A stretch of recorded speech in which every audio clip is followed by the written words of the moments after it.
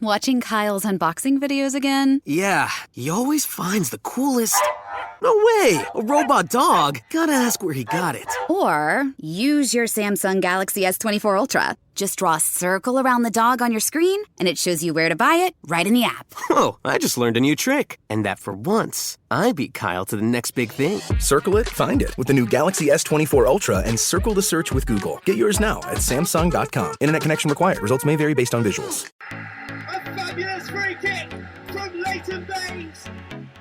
Dawson, oh, what a finish from Glenn Dawson, it's 2-0. It's scored by Tim Cahill in injury time for Everton. Matheson, the 16-year-old, to Wilbraham, the 40-year-old. Stunning from James Rodriguez. And here into Henderson! And Ian Henderson, right on half-time. Welcome everybody to episode 3 of the Men in Blue podcast.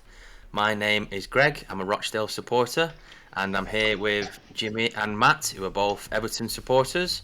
We have a special guest today, our first guest of the podcast. We have Femi, who's a Liverpool fan. How are you doing, Femi? Okay? Yes, I'm great, thanks. How about you guys? Buzzing. Yeah, all good. Yeah, all good. Can't really complain over this week. Yeah, absolutely. As much gloat as we're going to give Fem, because we like you. You're a decent lad. We've been mates for many years, and I've taken enough flack in the time, and you've never dished it out, so I'll be nice.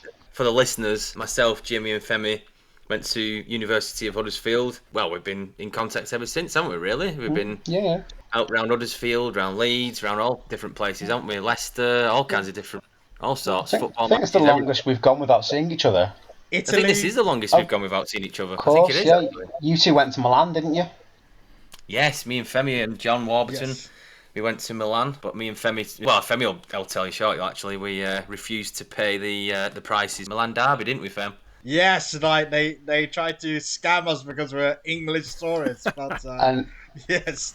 And now the San Siro's going. Do you regret that decision? You might never get a chance to go and watch a Milan derby at the San Siro ever again. I don't regret it because we actually had a tour. So we've actually been in the San Siro, had a tour. It was just that we didn't go in to see the derby just because we left it a bit too late for the tickets, and then on top of that they tried to charge us almost double or triple the actual price when we were there as well. So am I right in thinking as well that John paid up and actually went to derby on his own? Yes, he did. John went in the stadium on his own, and me and Femi watched the derby in a pub in Milan, didn't we, Fem? Yes. Yeah, great atmosphere there. It was very good. It was a brilliant atmosphere. Like if you can't get in the stadium because the prices are extortionate, me and Femi had the second best option there. Really, it was absolutely rammed full. It's probably a good way to do it. It's just to go and sit in a bar, have a drink, and be with the locals, because it must be a ticket that's dead hard to get hold of, especially Milan derby. I can't remember how much John paid, Femi. Can you remember? Was it about €200 or more? I can't remember, but the tickets weren't that hard to get hold of. It was mainly the price, and then also there was a discrepancy because we saw the prices on the actual official website, and then when we got there in person, they upped the price higher than what was on the actual website. Right. So it was a bit disingenuous to be honest. It was a little bit. Well, we didn't know really. We didn't know whether to get them before the game or wait a few days whilst we were in Milan, and I can't remember the outcome of how we came about waiting until we were in Milan, but they were too expensive anyway. But the tour was great. Yeah, the tour was really good. We ended up going in both the dressing rooms, around the stadium, in the little museum bit they have outside. And yeah, it was good crack, actually. If we were to go now, it'd be interesting because there's lots of stars that used to play in England now in Milan. Yes. Yeah, Inter have got a lot. A lot, Inter Milan. They've got, Lukaku, Sanchez, Ericsson, Ashley Young. Oh, God, yeah. Ashley Young, he's still there? Yeah, like before that, Victor Moses was there on loan like last season. Ibrahimovic for AC Milan. Tomori's on loan at AC Milan. Yeah, so right. When was the derby? Was it last weekend, Inter AC? Milan derby. It was last weekend, yeah. Yes. Inter won, didn't they? Inter won, was it 3-0? I think 3-0. Lukaku got at least one. Yeah, last one. He assisted the first one. Yeah, he assisted the first one. Then Lautaro Martinez scored. He scored the first 2 goals, and then Lukaku on his own. Third goal. It's not say he's found his level, Lukaku, there, but he's definitely got a league which he's going to excel in. I mean, as an Everton fan, I personally loved him being at Everton. I got how the other fans weren't a big fan of him, always talking about leaving and going to a Chelsea or a Man U, but you can understand why he wants to. But he's definitely found his feet in Milan. And you know what? I'm happy for him. He was always pretty good to us. Always, scored a lot of goals for Everton. Good luck to him. Yeah. To be fair, he's always scored lots of goals wherever he's been. So West Brom, Everton, even though it didn't work out at Man U, he still scored there. I still remain that he's their best striker. Like, even though it didn't work out, like, they could really do with his goals as well. Imagine if United had him now with Fernandes supplying. They'd be unbelievable. It'd probably work now, wouldn't it? In a weird roundabout way. He could win the league with them now, but... Cavani is starting for them, and, like, Lukaku is much better right now. So he's like a Cavani type, but with pace. Speaking of derbies, we had Liverpool, Everton, Merseyside derby on Saturday. I'll go to Femi first. What did you think of the result and the performance, Femi, from Liverpool? Obviously, I wasn't happy with the results as we lost. Like, any time when you lose, it's always bad. But I would say that it was quite an interesting game tactically. I was happy with some aspects of the Liverpool performance, but I just feel now with injuries that we're a bit missing in both boxes. That's what I would mainly say. But I think tactically, Carlo did a brilliant job because, like, I think it was a 3-5-2 and, like, playing James Rodriguez in a false nine, like, really innovative. Yeah, agreed. I think it was with James, all you have to do is... We find he tends to be quite quiet in games, and then all of a sudden he'll pull that pass like he did for Richarlison's goal, where no other player, certainly in blue on that pitch, wouldn't necessarily have seen that pass or been able to execute it, certainly, and he wasted so beautifully that, Richarlison was able to just play the offside trap, get behind the defence and then slot it. Third minute of the game, you think, this isn't normal, this isn't, we were almost saying that, weren't we? Oh God, we scored too soon here. We've got to try and defend for 87 minutes, we've got to try and shut them out. How's this going to work? This isn't going to happen, this isn't going to work. I didn't enjoy it. I'd rather concede in the first 3 minutes because at least then you know where you stand. You can switch it off. It's nothing worse. You can switch it off and go to bed, yeah? There's nothing worse than when you go 1-up in a game where you don't expect to win and you're like, are we actually going to do this? I'm actually going to watch this now. Oh, no. From a blue point of view, there was, about me personally, there was this disbelief that, oh my God, we're winning at Anfield. And then it went from sort of excitement to, oh no, we're winning at Anfield. How is this going to go wrong? Because it always does. We always find, well, apart from this weekend, we always do find a way of it going wrong. And it's almost part of the fun is just discovering how badly we're going to mess up. Just to back up your point, Matt, I've actually done the research on Everton at Anfield. Go on. Since their last win, and there's all competitions, played 23. This is before Saturday. Won none, of course. Drawn 10 and lost 13. Scored 14 goals in those fixtures and conceded 40. Wow. I'm not going to lie, I'm surprised at 10 draws. And yeah, so was I. That was the biggest thing that I had it as stood a out to me. lot less. It was, although it was our first Anfield clean sheet since Moyes' last derby in 2013. Jeez. It's only the third time we've scored more than one goal at Anfield in this millennium. Yes. Which, considering one of them was a 2-2 draw in 2011 and the other was a 5-2 defeat that saw Marco Silva sacked, doesn't really count. The fact that it's our first derby win at all in 24 attempts, the last one being that 2-0 win in October 2010, which you and I watched in the Huddersfield Students' Union, Greg. Femi, you might have been there as well. Oh, we did, yes. That was when you had like Konchesky and all that, and Roy Hodgson was Liverpool manager. Oh, wow. And David Moyes was Everton manager. Wow. We are talking nearly days. 11 years. And to absolutely put it into ultra perspective, Arteta scored in the last derby win. Since then, he's retired, become an Arsenal manager, and beaten Liverpool as a manager before Everton have managed to beat Liverpool again. That's saying something, isn't it? So who got the first? Oh, it was Tim Cahill. Cahill. Which, I saw a lot on social media about, Everton celebrating like they've won the cup. They've won the league, it's their cup final. Well, it's more disbelief, and also when you've got such a wretched record at any ground, not least your nearest rivals, a quarter of a mile across the park. I mean, if it had been the way around Liverpool hadn't won at Goodison for 22 years, hadn't beaten Everton in 11 years, understandably Reds would be going crazy as well, or if it was United. It's rare that we ever do this. And I mean, I must point out, though, our away record of winning has actually gone on. We've had a longer winless record at Chelsea and Arsenal than we had Liverpool, which isn't made enough of, really. that actually, our last win at Arsenal, last win at Chelsea was before 1999. Even down to the 2-0 win, the biggest Anfield win we've had that was since February 1986, that was also 2-0, where Kevin Radcliffe and Gary Lineker scored. But prior to that, well, the other 2-0 win after that, before that, was 1970 title winning season. So we've only won 2-0 3 times at Anfield in 50 years. One was Saturday, one was 1986, and the other was 1970. But interestingly about the goal scorers that day in 1970, one was Joe Royle, who was Everton's last trophy-winning manager, and the other, Matt, you might know the name, was Alan Whittle. Anyone know the Alan Whittle connection? Yes, it's the young lad that plays in midfield, his uncle. Yeah. Tom Davis's uncle. Yes, I thought that was the connection from last week that you mentioned, Jimmy. I mean, I think to put a bit of perspective into it, it was such... It's an odd way to describe it, and I got to admit, most Liverpool fans I've spoken to about the game have been absolutely sound about it and said, you know what? Agreed. Across the 90 minutes, you deserved it either way. I think from an Everton point of view, it's just that psychological thing. There's always an element of when we go to Anfield, you'd see teams, and there's the amount of times before games where Everton have been in form, Liverpool have been out of form, and you thought, this is it, this could be the moment we do it. And again, the ingenious ways we find a way to mess up is incredible. Someone like Ancelotti, I think what he did very well, I think Carragher spoke about on Monday Night Football on Monday night, is he took the emotion out of it, and it's a case of, it's just a game where we're just going in away from home.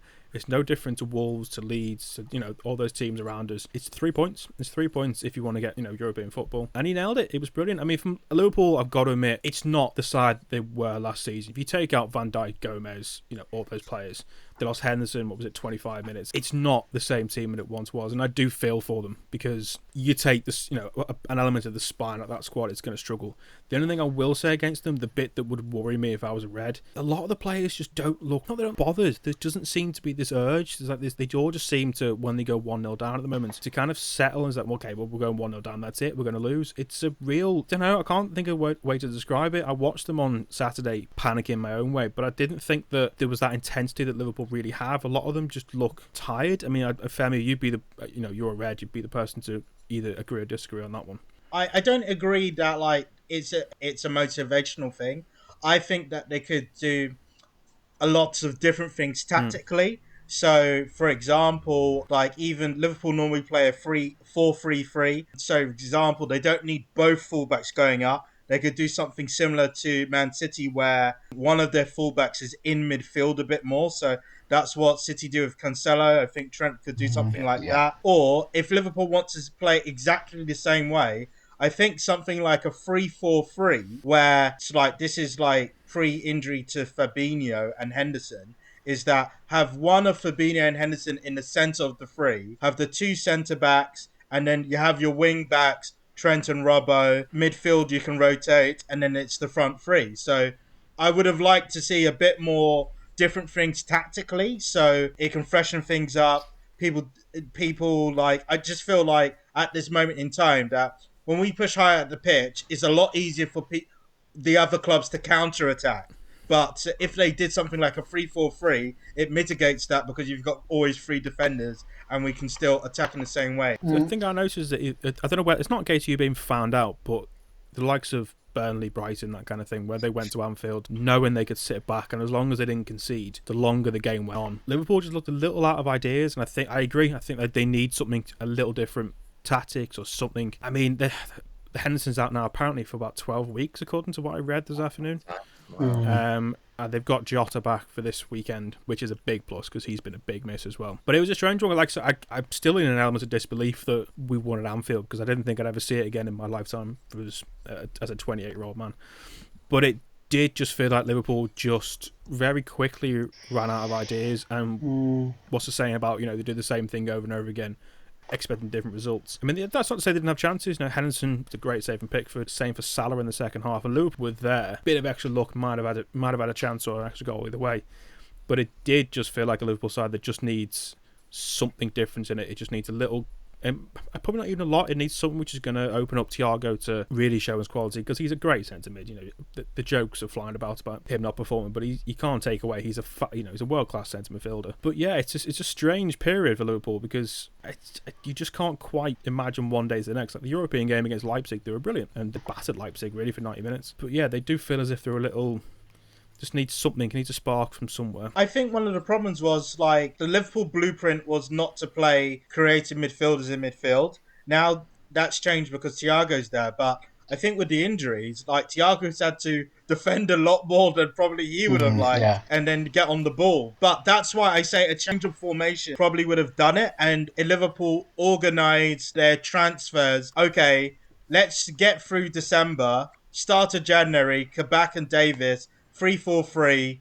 We rotate. This is our new formation. Let's see how it goes. Like, I just feel, even though I love Jurgen Klopp, I just feel like he hasn't been proactive enough in trying to change it. Because if we've got a soft centre, then we obviously need more defenders to stop the amount of counterattacks teams are having against us. No, definitely. It's interesting you mentioned the signings as well. I rate Kabak, but he's struggled to adapt, I think. You saw against Leicester and in the derby and, you know, to say the least. But curiously, you were obviously very unfortunate with the Henderson injury, and with him being out for reported 12 weeks is really harsh. What got me, though, is you had Ben Davies on the bench, and he chose to bring on Nat Phillips instead at centre-half when you've just bought a centre-half from Preston. What does that really say about maybe Klopp's confidence in Davies? He's signed him maybe as just a stopgap, or just like, I don't know what you make of that, really, whether you think he was right to bring on Phillips rather than Davies, or you think he should have, you know, had some faith in his new signing rather than going with a young lad who's a bit inexperienced. I've heard from Liverpool Twitter that Davies has been carrying some injury issues, so maybe that's the reason why he hasn't rushed in. I think you'll trust Davies because he's left-footed, and like most like managers like Klopp and Guardiola, like a left-footed centre-back to balance out play. Right. I think that'll do, but like I definitely think he should have changed things up, because at this moment in time, we should get the top four, but now I'm a bit worried because like if he doesn't change it and we keep on doing the same thing, now I'm a bit worried. Now I'm like, and then the transfer window is gone. So it's like, what's he going to do with this squad? Because like he needs to change something if we want to get the results and positions that we want. I think it's a tough one because teams are definitely going to start going to Anfield now thinking, we can get a result here after, you know, three teams who Liverpool should be beating at home, and I include Everton in that because, you know, they're a level above us still either way. It's the gap is closing, I think, with either way, but Liverpool's still got the firepower that we don't really possess completely yet. But yeah, they need. I mean, it was Souness spoke about it after the game as well, and saying that they're a little like soft touch. And I've got to agree. I think it's just this. It must be confidence. They must be probably at a loss as to what's going on. I mean, Firmino for me looks so bereft of confidence, and every chance he gets through. I mean, there was a great assist to. Yeah, it was Leicester, wasn't it, where he assisted Salah, and he's still got bits of quality, but he hasn't performed to the level he was probably a couple of years ago, and maybe I can see him going in the summer, or now Jota's back, Jota will fit into that front three better than Firmino will. But yeah, it was a strange game, because like you said, we scored in the first spot for 2.5 minutes, and it really was a case of, oh no, we've scored far too early, this is not good. Followed by 80 odd minutes. It's almost like, panic. What's the catch? We've scored at the cop end at 3 minutes. No. Seriously, what's really going on here? What's the catch, guys? And it was like, there's no catch.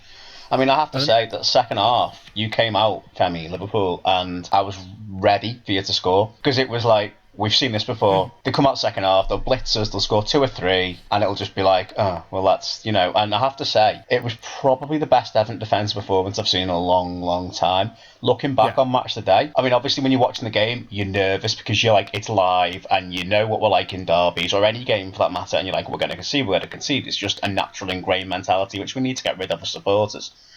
But looking back, Pickford and Keane, I will point out those two, who have had their criticism, looked so in control and looked so confident at the back, and I thought, we weren't going to concede. You know, obviously, when you watch live, you panic, you think you will, but when you look back, they had it really sus that day, and that's big for them players, to go to Anfield, and for Pickford to particularly given everything. I know we haven't brought that up yet, but I'm going to, you know, bring it up. It's going to happen. You know, we know what we're talking about here. He was, all eyes were on him at Anfield. He's had his mistakes there. He's had other instances that have gone on in derby games in the past, and he's had mistakes as well, and he looked like not just an Everton goalkeeper, but an England goalkeeper for the first time in a long, long time. I thought, you know what, that's his best performance in an Everton shirt for me, Pickford. Yeah, I'd agree. I was looking at some of the player ratings on one of the apps that I've got. It had Pickford as 8.5 out of 10, and then it had James at 7.7 out of 10, Coleman 7.4 out of 10, Keane 7.3 out of 10. So basically, you've got quite a spine there of Everton's starting 11 that are all 7 and above out of 10 performers. Something that I've noticed also with Everton is Everton had 28.6% possession throughout the entire game. To me, it looks like Everton's success in some games this season has been predominantly dependent on less possession. That's something, if they can do that with minimal possession, could they still be converting chances with more possession, do you think? Is that something that they can build on, not having a lot of the ball and getting more shots and more goals with more possession in other games, possibly? Well, that has been our issue. If you look at, we played Fulham, week before last. we were awful. It's the worst. I think the worst I've seen all season. Our away record is massively better. Why?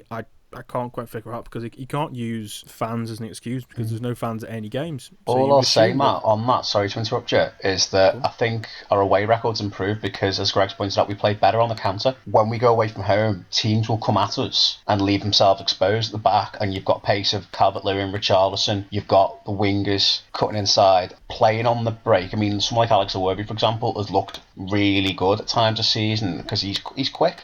You know, when he can cut inside and he can get a good cross in. I think that's why our away record has improved, because teams will come at us and we're better on the break. So to link it with your point, Greg, about if we have more possession, I actually don't think we should try and aim for more possession, because our problem has been at home when teams like Newcastle and Fulham, no disrespect to those teams, have come, they've sat back, we've had to have the ball, and we've done not as much with it because we can't break them down. Yeah. Whereas we want teams to come at us like Liverpool came at us. In the end, 2 goals have come from a breakaway, where Richarlison's ran behind the defence and, of course, breaking up down the other end, and the penalty was given. I think that's where our strength lies, and there's nothing wrong with that. In the end, teams have won titles playing on the counter. It can happen. I'm not suggesting that's what we're going to do.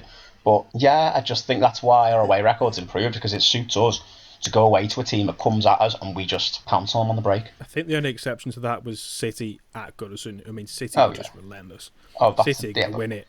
I mean, I watched them against Arsenal on Sunday, and they went 1 up within... what was it, a minute and a half? So it was dead early on. Sterling got a header. What people? Raheem Sterling won a header. Like 3 minutes. Yeah, it was no time at all. The weird thing was, you felt that throughout that 90 minutes, it only finished 1-0, but City at any given time could have gone, all right, guys, we'll finish this off, and just would have gone and got a goal. Felt like once they got their goal at 1-0, they were quite happy to sit on it, and just, if anything came for another more goals, it's absolutely fine.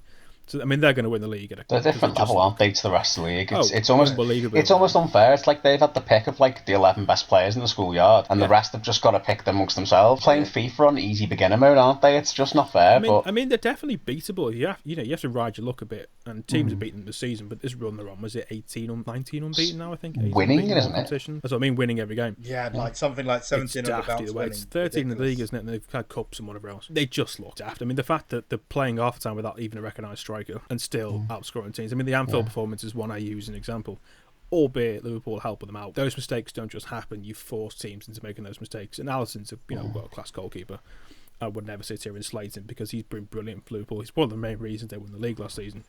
I would have to admit, once they signed him, they looked at a level apart.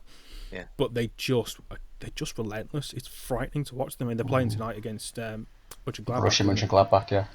And I think they asked Mickey Richards, could they win all 4 cups? And I don't think they will, but if any team could do it, I'd back them to do it. Just a quick one going back to Everton. I noticed that some of the games this season beat Spurs away quite early on.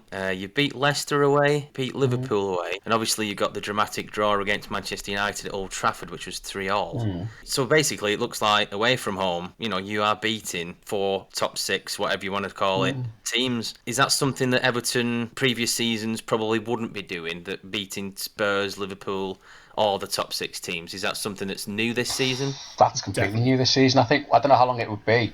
But I think if you look at those kind of sides, we went years without winning away from home. I mean, under Moyes as well, but also under... Well, Martinez did a bit with when we were at United. Under Koeman, dreadful. Under Silva, don't get me started. We just wouldn't turn up. It would be, as David Moyes should say, bringing a knife to a gunfight.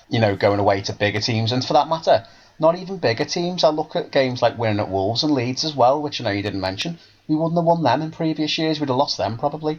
Our away record, we were lucky to get 2 or 3 away wins in a season in previous years. And that's not even a joke. Genuinely. And against teams in the top half especially. Against teams that went relegated, like a Huddersfield or somebody, with all due respect, we'd go there, win 1-0, script 1-0 win. That's like one of our few away wins in a season. So this is really unusual. The difference I look at it, I mean, best Moyes brought to an Everton side, you always knew we would be a side that's going to be tough to beat. If you got a goal against us, then we might crumble a little bit. The difference with this team in particular is they look mentally a lot stronger. They might go a goal down, they might concede after, but they will grind out results. And Wolves proved that. Leeds definitely proved that. Leeds, I still don't quite fathom how we came away with 3 points, but we did. And it's those games that, and put Liverpool as a prime example of that. Liverpool is a game we had to grind out a result. I mean, the penalty, I can see as a red why you'd be unhappy it was given. And in the same way that if it had been the other way around, I'd have been sat there going, never a pen. Get up. By the laws of the game, yes, it's a pen. It's soft, but because he can't really control it. But again, I know the rules say that intent doesn't have to matter these days. And in the grand scheme of things, were Liverpool going to equalise? Judging on the whole 90 minutes, probably not. But it was nice to get a penalty at Anfield. Been a while. I think Rooney got one a couple of years ago. I think it's only our third penalty since the war or something at Anfield. Something like that. We were due one. It's fine. What's your opinion on the penalty, Femi? What's your take on the pen? Oh, my opinion, I didn't think it was a penalty in a million years. It's like basically Trent goes in for the tackle, he's on the ground, slid, and then Calvert-Lewin knees him on the back of the head, makes contact with Trent and falls over. So for me, whether it was Liverpool, Everton, whether it was a different fixture, for me that's never a penalty. And then what makes it worse is that it's almost like the ref pretends to see it back on the camera and then makes the decision. Never a penalty. It was a bit First view I went, it's not a pen. Yeah, I didn't think it was either, to be fair. He's caught him. I didn't think it was. No, I don't think none of us thought it was. I even said to you, Matt, at the time, didn't I? I don't think it's a penalty. On second viewing, from a certain reverse angle, it looks like Trent does lift his leg and clip Calvert-Lewin. But it was almost a bit like with the VAR decision. It was a bit like happened that Saturday Night Takeaway bit, wasn't it? Go on, just go and check the VAR. Just go and check. Right, give it anyway. Just like. I did feel a little harsh to Trent because it was. Yeah, I mean, it wasn't intentional even if he clipped him. What I will say is Calvert-Lewin should really score, but we'll ignore that point of view. Should be going anyway. Should really score, Dom. I mean, bury it and just solve the whole problem. Yeah. I mean, Dom, if you're listening, come on, mate. He's not listening. I hope he's listening. You never know. But it was at first glance, I did kind of sit there and go, that's not a pen. It's not the pen of the years. And I think my response to, we have a group chat between myself, Jimmy, and our dad. The worst part of watching football at the moment is he's always ahead of us. Watching it on live TV, we have to rely on streaming sites. You're like, goal! What? I mean, about it's the way you just wrote penalty, and we're both like, to who? Which end? the ball's in our area here. Liverpool are attacking like mad, and my dad's just saying penalty. We're like, to who? When he goes out to us, I'm like, how? About 2 minutes behind here. We need to get your dad on Soccer Saturday, a bit like Jeff Stelling and Kamara. A penalty, Raven Cottage. But to who? I don't know, Jeff. I thought they were going to sub on. Exactly, that's fun. That's still the best. That was amazing, that Port of Blackburn, Anthony Van den Borre. That was amazing, that. Fem, I need to ask you, mate. Well, I've got two questions, really. First off, what is your sort of revised expectations to Liverpool now? Because start the season, I'd have said, nailed on champions. I personally think you may have thought the same. But obviously now, with the way the Cups have gone, Europe, the League, what are you thinking? And secondly, and this is going to be a weird question, is it sort of a relief to finally lose a derby at home? Because is it one of those where every year you expect to beat us at home? Because you probably do. But in the back of your mind, you're going, one day they're going to beat us. I dread the day they're going to beat us. I dread the day they're going to Anfield. I dread it. And it's a bit like when you win the league. It was like, I'm dreading it. But when it's done, it's like, oh, it's done now. I'm over. They can't hurt me anymore. It's done. It's like, I don't know if that makes sense. Or I'll answer your second question first. No, I wasn't relieved. Just because, I think Femi's particularly stop that monkey off your back.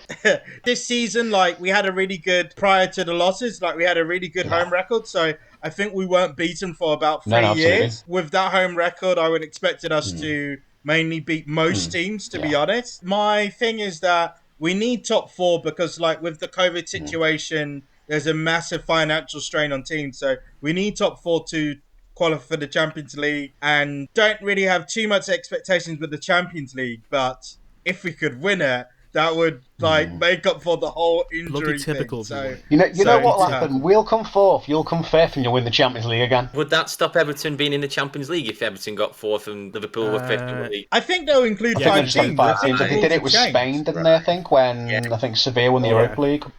the winners go straight in. I can't really keep up with 4th and 5th and winning things at 5th and stuff. I can never remember. That will be so typical of the Reds going. That would be standard, yeah. Van Dijk, miraculous recovery for the 91st minute winner in... Where is it this year, the final? I don't know. Have they set don't know. Is it Istanbul again? What's been weird this week, watching all the games, is obviously because the likes of Germany and... That's what I mean. There was one last night, was it Hungary? And I was like, what the hell? This isn't... Like, the away goals. Well, hang on, both teams threw away... In fact, I think the home team probably flew further than the away team to get to the game. I can't quite gather. I mean, I know the reason why, because it's money related. Yes, it's definitely Istanbul. Is it Istanbul? Is it? There you go. Yeah, it's the Ataturk, isn't it? As well, it's the same stadium. That'd be folklore, wouldn't it? Well, it's happening. Oh, it's happening, isn't it? That? It's all right. It's all right. No Milan on in the European Cup this year. It's fine. There's no mistake. It's fine. Yerzy Dudek, brush off your gloves. Jimmy Traore. I still can't believe that. Cryogenically freeze Traore and Bishkamp. Like, it still baffles me that team won a Champions League. How that team won it, who knows? Just Milan bloody Barros playing and whatever. Vladimir Smica. Oh God. Yeah, the Champions League, the whole. Why? I know why this is, because UEFA are heavily money orientated, but why not just do one-legged knockouts until like they semis? did? It was great fun. It was brilliant last fun. season. Yeah, at the end of last season for the COVID stuff, was it the quarters and the semis were all one-legged? Quarters and semis were one-legged. It was great. It was brilliant. It was really good knockout. And I know the away goal stuff is fine, but it does seem a little daft to have teams playing away when you're at home. Atletico playing in, what was it, Bucharest last night? I forgot where it was. Somewhere. It's not a home game for them. Bernie stressing like Chelsea going and winning away, and you go, yeah, but they're not away because everyone's away. What? It's neutral ground, yeah. And also, you haven't got the fans there, so you haven't got the same atmosphere. So it's not exactly.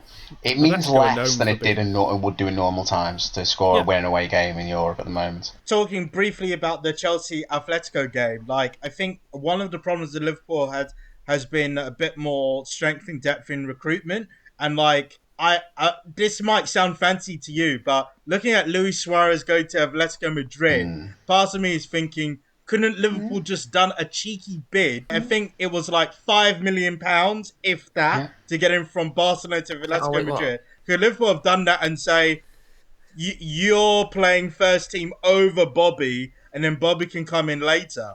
Like, part of me is thinking that, seeing that Atletico are close to winning the league. Definitely. Would have worked. Greg, Dale, it's not been a terrible week, has it? If memory serves me correct, not been the best week. A word that comes to mind would be attritional. We played Plymouth on Saturday at the Crown Oil Arena, and obviously it was 0-0. To me, it was an encouraging performance. I would say it was a better shape. Early on in the game, it was a better shape. 10 games or something we've conceded in the first 15 minutes. In this particular game, we were fine in terms of everything Plymouth tried. We managed to stop them. Paul McShane was solid. He managed to start the game. We've missed his experience, really. We've got quite a young squad, so we don't really have a lot of experienced players, and he's possibly the oldest and I think the most experienced, because obviously he's played in the Premier League, he's played different things for Ireland and different things like that, Championship. Do lack that sometimes when he's not able to play. He seems to breed confidence almost like a captain's qualities almost when he's able to play.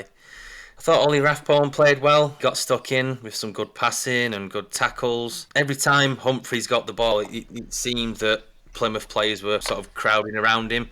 So they're either doubling up on him or they knew that he is a target man. He is a bit of an issue. We need to get around him and stop him from doing things. I don't know if he was sort of like running into players or it was just the fact that they were just quick to get around him when he got the ball. It's one of those two. Newby went missing a little bit. Alex Newby. Obviously, he can be a match winner. He's scored a few times for Rochdale in the past. So I understand why we start him sometimes. Something that's similar to Everton in some respect. We had less possession ourselves on Saturday. I think we had 38% possession. We had quite a few shots. I'm just wondering if that's something that a lot of teams are doing generally this season. I don't know if it's sort of having less possession but creating more chances. I'm not too sure if that's something that it's just a bit of a coincidence. League One teams are doing it and Premier League teams are doing it, but we seem to be talking about that quite a lot recently. If I'm being picky, Aaron Morley probably needs to do better with some of his corners. I don't think any of them beat the first man, which is a bit of a problem really when you've got a corner. You want to really be taking advantage of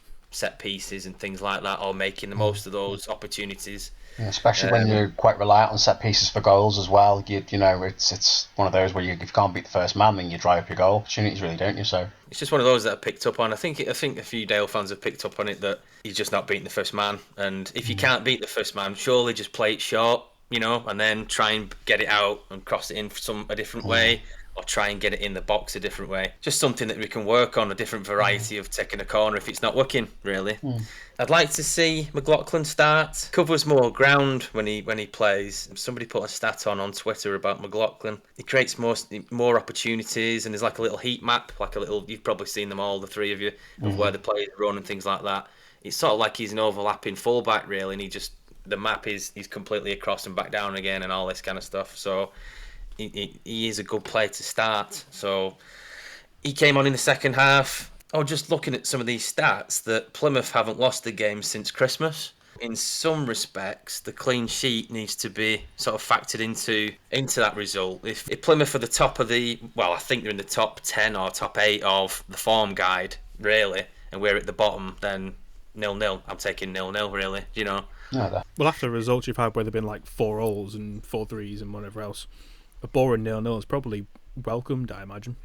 It was for me. I mean, past few weeks I've been asking, I just want a clean sheet. I know Jimmy mentioned something a few weeks ago about just trying to shut up shop and just get the 1-0 win, but it seems we've sort of sorted the defence out a little bit. It's just come at the sacrifice of not being creative further up the pitch a little bit. So we have sorted the back out. It's just the front.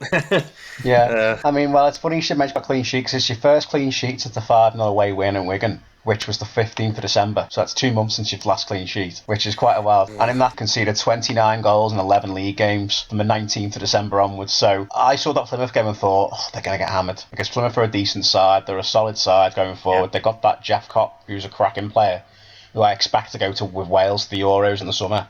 And there aren't many League One players that are going to the Euros. I think he'll go. But I thought from the highlights, he looked really solid. Because, like I say, Plymouth are a dangerous and very organised team. And I think in the end, both sides just organised each other out. And you point on sort of less possession.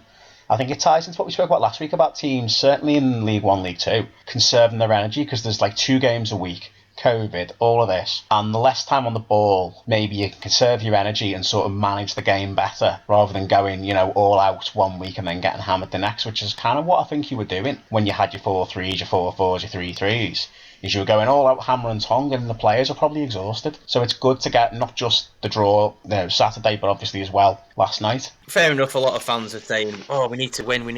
I understand we need to win, but I was just thinking, well, clean sheet, we've not had one for a while, I'll take that. Fair enough, let's go on Tuesday and see what we can do. Try and build on. Going into the Northampton game, Northampton haven't won a game since Christmas just gone, December. So a lot of Dale fans were saying, branding this one as, we must win this game. The game was dictated by really strong wind conditions, which is obviously a bit of an odd one, but the ball was flying all over the place last night. It was going up that way, going this way, couldn't really get the ball on the deck and control the game as much. We couldn't do it, they couldn't do it. That was the same for the derby, wasn't it? On Saturday, there was it seemed all the game that ball was getting played up, no ball was going forward, and no one could seem to control themselves. Quite windy, I saw the pictures of Jamie Carragher, that was quite funny, but to be fair, I don't think it had as much as an effect.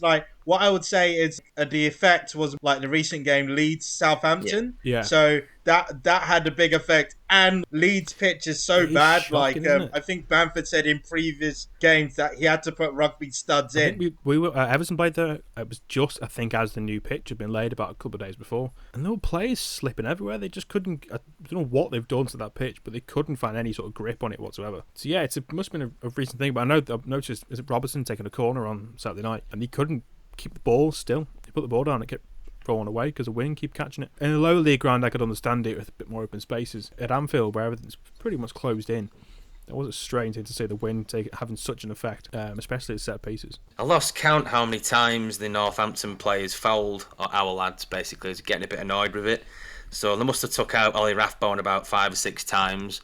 I think there were a few yellow cards, obviously, for that, but they were kicking lumps out of a lot of our players. It was just a difficult game. I know they were being quite physical. Don't know if that's down to them scratching and clawing for points in terms of bottom of the league and desperate to get points, or if it was a tactic in turn, they would pretty much just kicking lumps out of our lads for quite a long time. Good way for teams to break the game up, isn't it? If you're going away from home, especially. Couldn't really get going, basically. Jimmy mentioned the other week about just shut up shop and go for the 1-0. That's what we should be. All the fans just want the 1-0 win, and that'll do, and get the clean sheet, and goal difference is better, and things like that. In some respects, we've dealt with two sides in 4 days technically, and we've got 2 clean sheets. That's a positive in one respect. All 6 sides below us, their goal difference is a lot worse than ours. I think they're all -20, and I think ours is -14 at the moment. I think these 2 clean sheets are much needed, really, when you think of it like that. I know a lot of the knives are out from a lot of Dale fans in terms of we've not won, how come we've not won, and we didn't win on Saturday, we're not winning.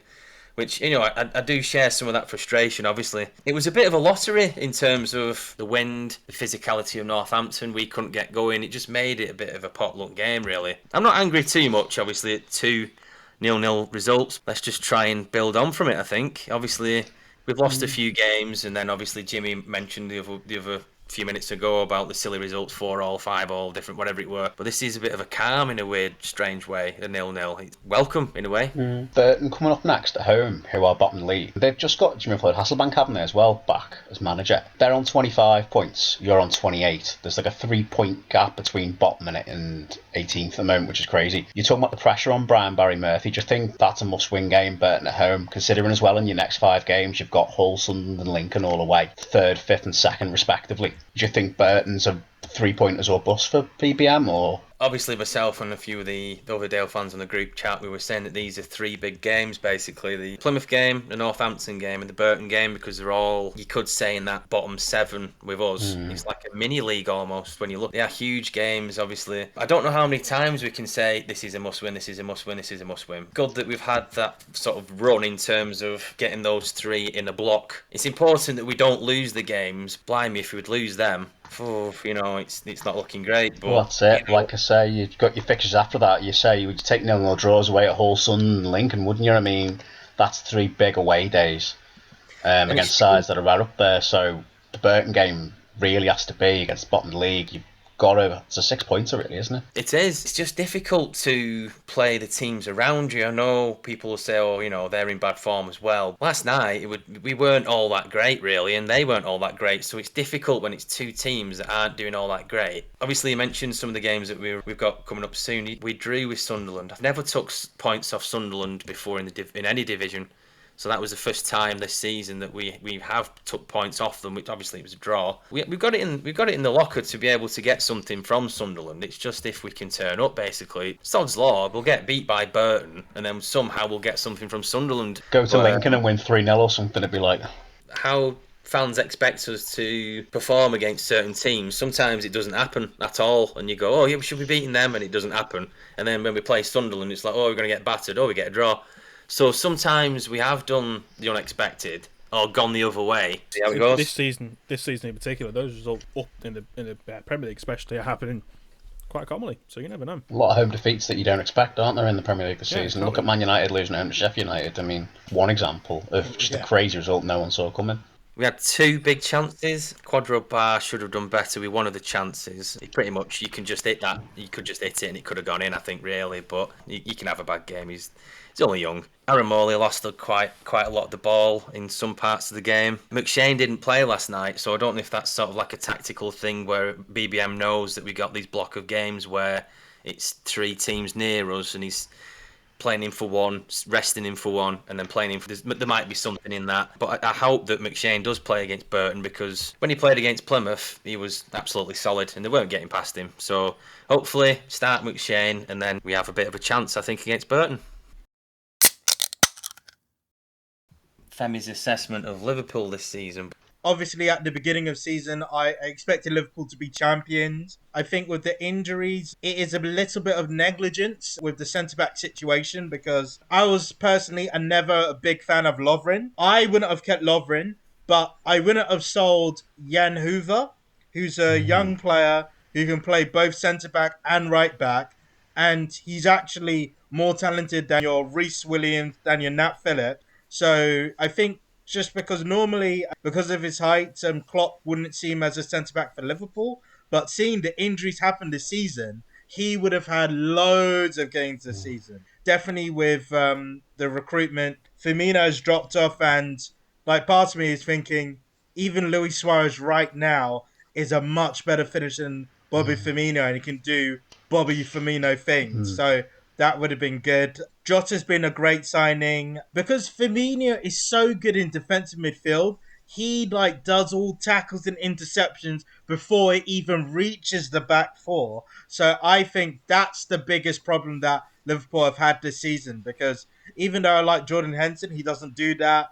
The best way I can describe it, what Fabinho does is a bit like what Conte does for Chelsea and what Ndidi does for Leicester, but he's much better on the ball as well. So that was a huge miss. That's what I'd say. That's the biggest miss of the season. So I think for the summer, they definitely need to recruit either a centre-back, or if they see Fabinho as a centre-back, get a defensive midfielder with a similar profile. I wouldn't mind Ndidi, and coming from Nigerian descent myself, so I wouldn't say no to that. On a word, Fem, just you talk about Keanu Hoover and the Jota deal, dealing with Wolves.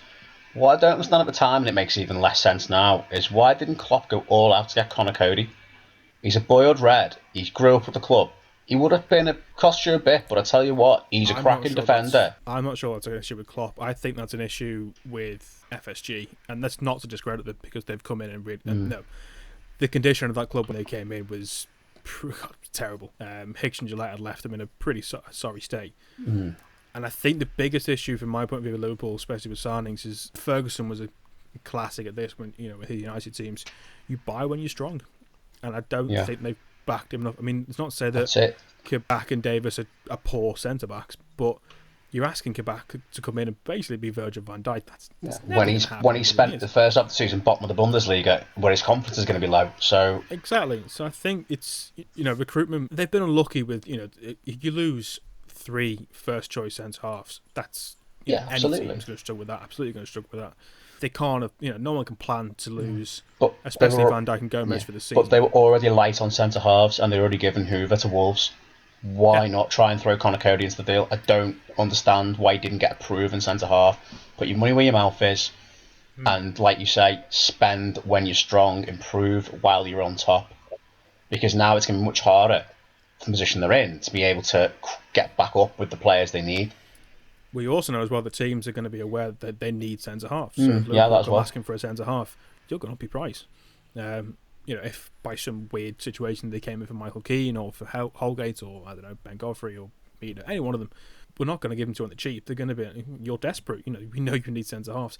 And maybe that was the issue in January. Maybe they have plans to go and get, I've no idea, looking at Upamecano, I know he's now going to Bayern or someone along those lines. They had big money signings in mind.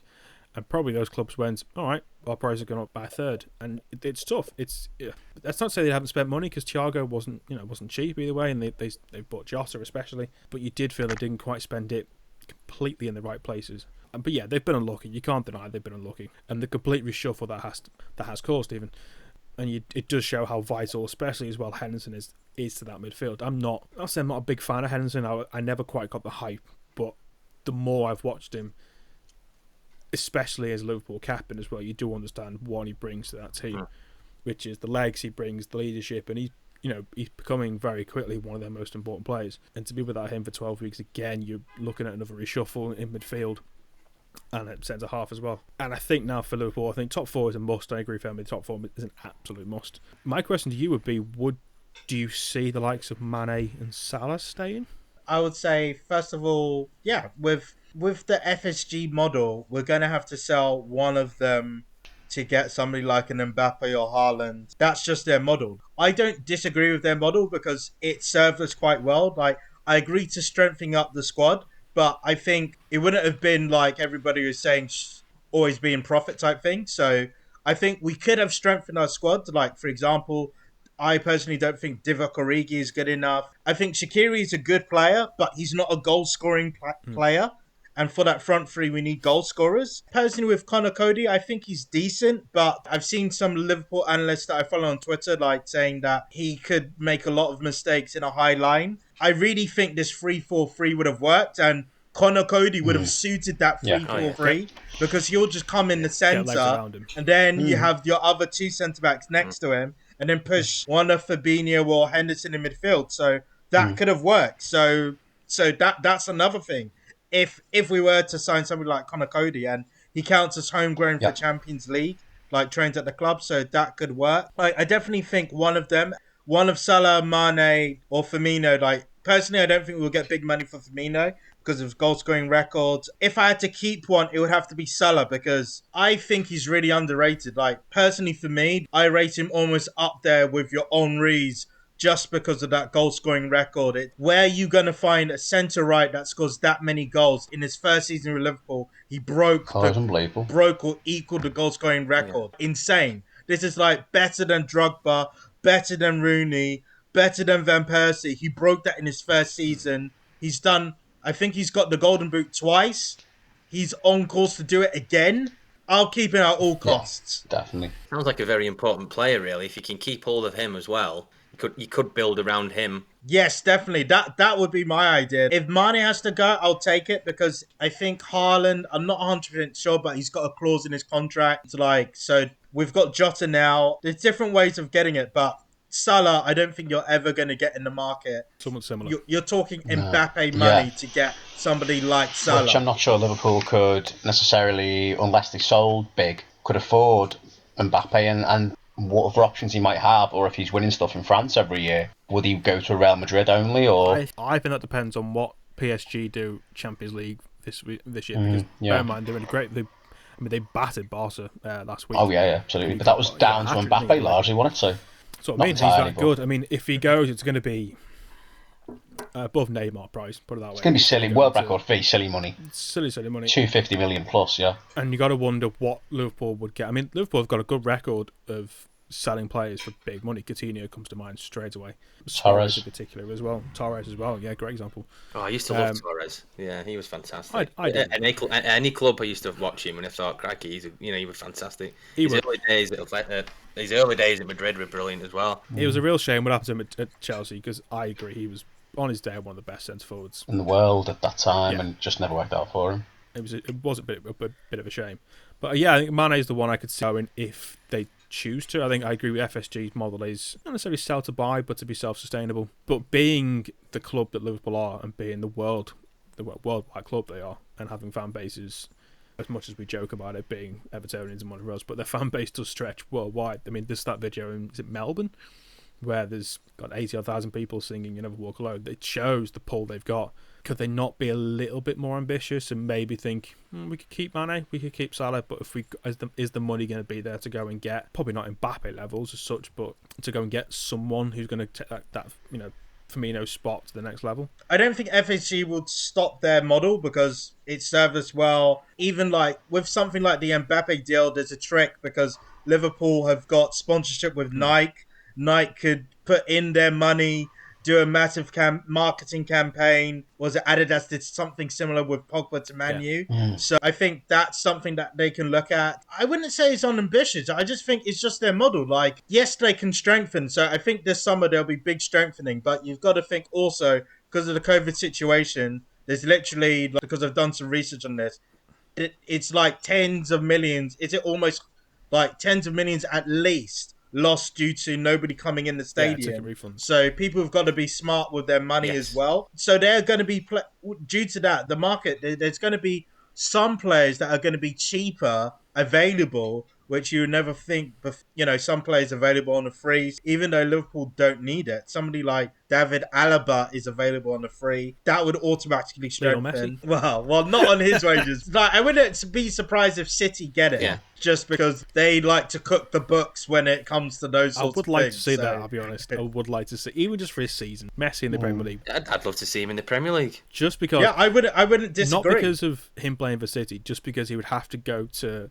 some interesting grounds, let's be honest. If the likes of Burnley stay up this season, Lionel Messi playing at Burnley on a Tuesday night is something I want to watch, because it either be he'll run riot like he probably has done. Could you imagine if, like, for example, like Barnsley have a massive run towards the playoffs, get promoted in the first game of the season, Barnsley v Man City in the Premier League, and Messi's rocking up at Oakwell? That is just what you want to see. Great. Then again, you say that though, he's got some right random grounds he goes to in Spain, so I mean, it's not as if he's never played in like a little dainty ground before, is it? When fans are allowed to be back in stadiums, could you imagine if, hypothetically, City signed Messi, they go to Ellen Road? That would be, it's a bit of a cauldron, can't it? Sometimes Ellen Road, and can be. I know a few Leeds fans and the diehard supporters, fans. Could you imagine the amount of stick they'd try and give Messi? As much as they love it, they'd be trying to put him off. Also, Bielsa v Messi, the Newell's Old Boys derby. Both Messi and Aguero are out of contract this season, so you could just say Messi goes City, Aguero goes Barcelona. No real loss. Different players, but replaces the goals either way. The thing at the moment is Barca as attractive? Yeah, because let's face it, they're not a bad side. Of course they're not. But the recruitment has been interesting, shall we say. They've got some great players, but you look at their back line. I mean, Gerard Piqué was playing the other night, and he looked like he was playing in concrete for half the game. It was it wasn't. I mean, weird thing to say, Moise Keane got a goal, which is, as an Everton fan, is just bafflement in ways I can't imagine. The fact that he couldn't get a game at Goodison last season, the screen Champions League knockout stage, is just odd. The Barca team is not what it once was by any stretch, and I think they're relying a little bit on the past to a certain extent. And yeah, are they as attractive? I mean, it's a team that needs rebuilding, and I think losing Messi could be, in the long run, one of the best things they do, because there's a reliance on him, and let's face it, he's not in his mid-20s anymore. The guy's in his early 30s, and he's not the player that he once was to a certain extent. And I think maybe cutting ties with him, saying, you know what, Lino, you were brilliant. He's going to be a club legend, but that goes without saying. Maybe starting from scratch. Let's get some different players in. Let's try a different system. Maybe Aguero does that. Who knows? If you are Lionel Messi, where would you go? Would you go to the Premier League for 2 seasons? Would you go to MLS, make some money? Where would you go? What would you do, fam? I think the Premier League is an interesting proposition. It's difficult, really, because it's like, I'll say the big leagues is the Premier League, Bundesliga, and Serie A. So Serie A, he doesn't need to go there, but somebody like Inter, that would work. Messi in behind Martinez and Lukaku, that would work. Yeah, that'd be good. It's like FIFA level. Yeah, so I could see that. The only German team really is Bayern Munich, but his wages are so much that it's difficult. It's like City, or maybe just PSG. Say Mbappe, stay 1 season more. We're getting Messi in. That could be a pull. That could be something. It's either that or he goes back to Argentina. I think. Well, yeah, I was going to say, if you're Lionel Messi, bit of a Guardiola reunion at City, jet off to Inter Miami, soak in the rays, play alongside Ryan Shawcross, which is everyone's career dream, and then go and play for Newell's Old Boys, like in your really much sunset years. I mean, that's who knows? Maybe that's too many clubs, but I could definitely see an MLS move. I definitely can see, and I think Inter Miami would be the one to go to. Yeah, with Beckham in charge as well, possibly. Well, it remains to be seen. He may stay at Barcelona his entire career. Who knows? I don't think he would stay. I've got a funny feeling he won't, because like what led to this whole thing was that he had a gentleman's agreement with the Barca president, saying, okay, after the knockouts that I can leave, and then they went back to he disagreed. They had it, they went back on his word. So I think he'll leave just based on that principle. So it'll be interesting to see. Well, let's face it. Ronald Exactly, Koeman and not then exactly set that league. It's a shame to watch him. I mean, I will have to give also a special mention to Umar Niasse. Again, Umar, if you're watching, listen, even top credit to you. If anyone hasn't seen his Instagram story, it is beautiful. It's basically a picture of Everton winning the Merseyside derby, and is it the 4-1? I think it's the result, isn't it? Yes. And it's with the caption of something like "What a week this has been." And Umar, fair play to you, that is shit housing I can fully get behind. The context, if anyone doesn't know the Umar Niasse story, he was an Everton centre forward at the time. Ronald Koeman came in to be Everton manager. He took his locker away from Niasse in the training ground, So he basically he didn't have anywhere to store his gear, trained with the kids, and was sat on loan to Hull and not given a chance by Koeman at all. And for all accounts, Koeman wasn't very nice to Oumar Niasse at all. Well done, King Oumar, the Prince of Senegal. What a guy. What a guy. What a guy. He was awful, but what a guy. Back to Barcelona, that I've actually got a barber who actually supports Barcelona, and he was saying that when like Barcelona play, like they just tend to give Messi the ball and just let him do his thing. But when he's not on the pitch, all the other players step up. So it'll be interesting to see how Barcelona. I'm not a huge fan of Koeman, but they can be interesting rebuilding project there, because if he were to get Depay and Wijnaldum on a free, that could work. They can rebuild, bringing some of their academy players. So it could work. And then with aside to the PK performance, like one of the things probably, he was rushed way back from the injury. I think the injury is supposed to be at least 6 months, and he's come back 3 months. And then Mbappe is one of the fastest players in the world. So in my opinion, that was always bound to happen.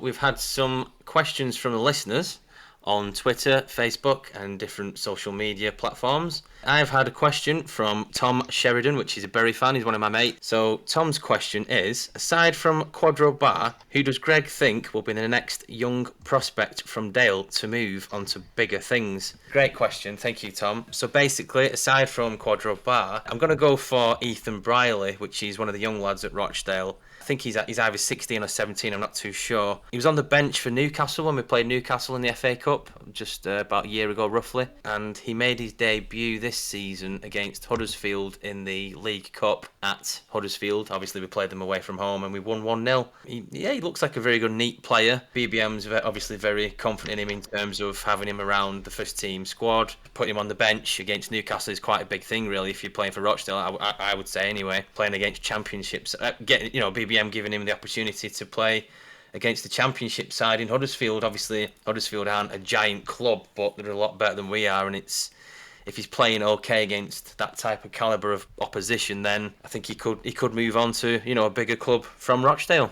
We've had another question from Anthony Ellison, who's a Manchester United fan. His question to all four of us is, what are your favourite football shirts of all time? It can either be club or country. I'm going to give two, because why not? Who cares? Country, mainly for personal reasons. Also, I really like the shirt. It was an England home shirt. I'm going to say it was 2001. The shirt we beat Germany 5-1 in, the red stripe. Oh, yeah. The Bell and Sterling shirt. That one. But yeah, that for me was just... I think it was one of those shirts, I think, because it's full of a lot of good memories. I think was it the shirt we used in the 2002 World Cup as well? Mm-hmm. If memory serves me correctly, which I know didn't. Beckham's goal against Greece. Yeah, but I think it was one of those shirts that, especially I would have been 9, 10 in that period it was released out. Probably when I was first really getting into football, or a lot of early memories come into it, especially the Germany 5-1 game, that kind of thing. Club shirts is a hot one to pick, actually. I love some of the old Barcelona shirts. They were brilliant. They were shirts I was a real fan. I couldn't give any particular years, but when you go back to, what was their Centenary shirt?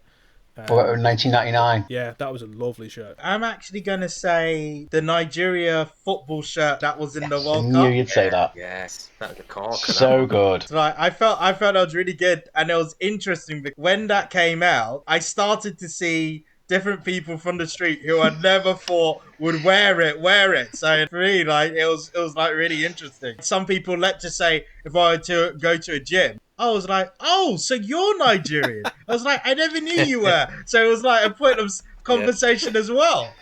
Yeah, people wearing it going, what part of Nigeria are you from, mate? What? Croydon? What's not in Nigeria? That one comes to mind. I saw, I think, is it the Holland, is it 88? Ooh, it's like orange. Yes.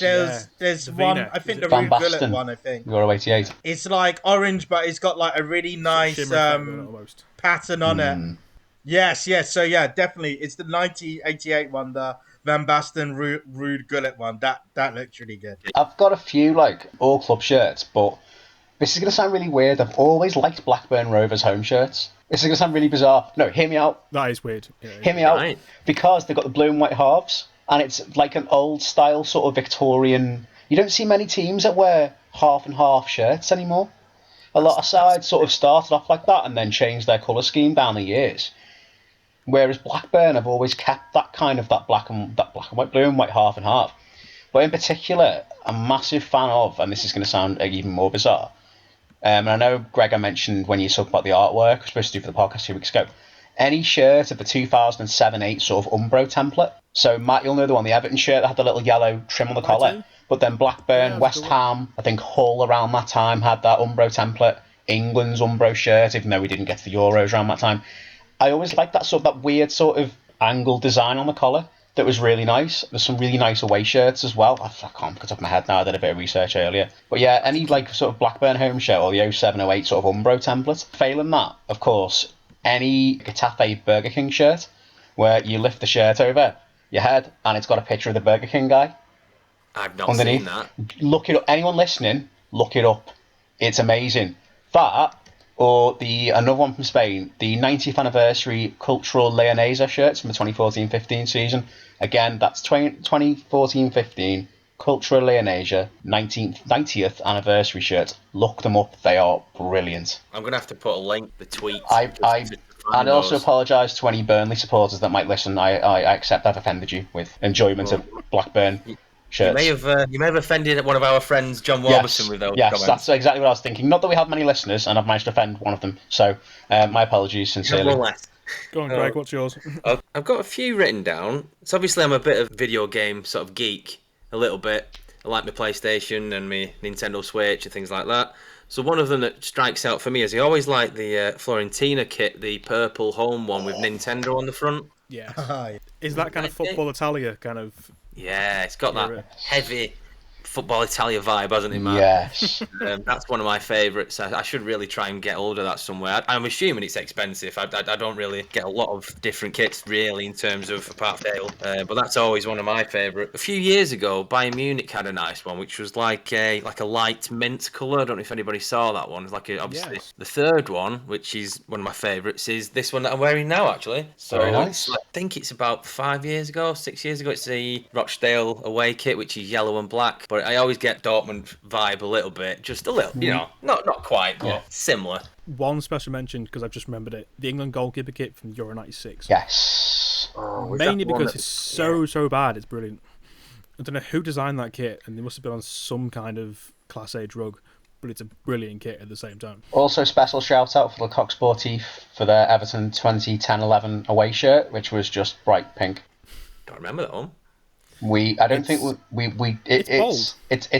different, and I don't think we won a game in it. I remember we lost to Blackburn. I think Tim Howard threw the ball in his net on the first day of the season.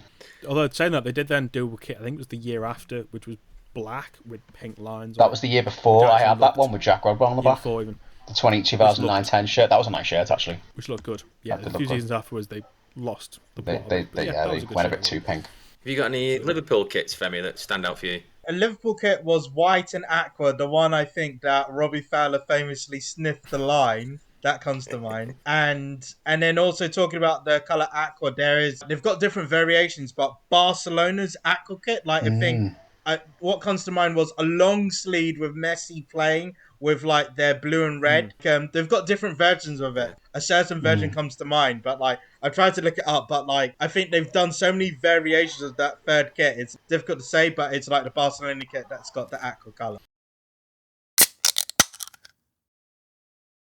So, Greg, where can we find our Men in Blue podcast on social media? It's Men in Blue podcast on Twitter.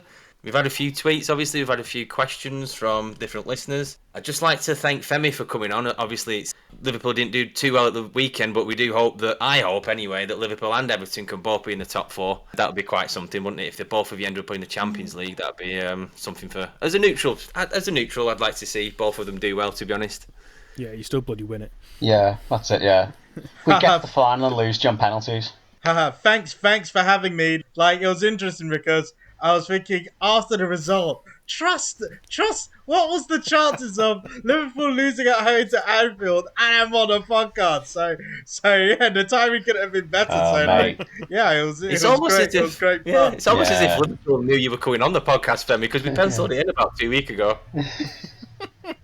Yeah. It's really one of those. It was like, should we get Liverpool fan on for the Derby podcast? I'm going, no, they're just gonna rip it out of us. We're gonna lose 5-0, and it's just gonna be horrendous. He's gonna come on gloating. No, but in all seriousness, Fem, thank you so much for coming on. You know, we love you. You're absolutely brilliant, and I would wish you best luck for the end of the season, but I don't. But at the same time, Femi doesn't wish Everton much. No, exactly. No, you're serious, serious, mate. You're a top lad for coming on. Thank you so much, and it's been really interesting to listen to your insight on Liverpool as well, because you're very level-headed. You're a good one. You know, most football fans, we can agree, are sound. A lot of social media sort of blows up the rivalry between Reds and Blues, or any club really, and you see the worst of both clubs, especially in Derby week. But we're all level-headed, fairly, genuine supporters here. We respect when the better team wins or when the better team, is successful, regardless of our predisposed feelings towards them. So, no, genuinely best luck for the rest of the season. Thanks again for coming on, mate. We really appreciate it. Sports Social Podcast Network.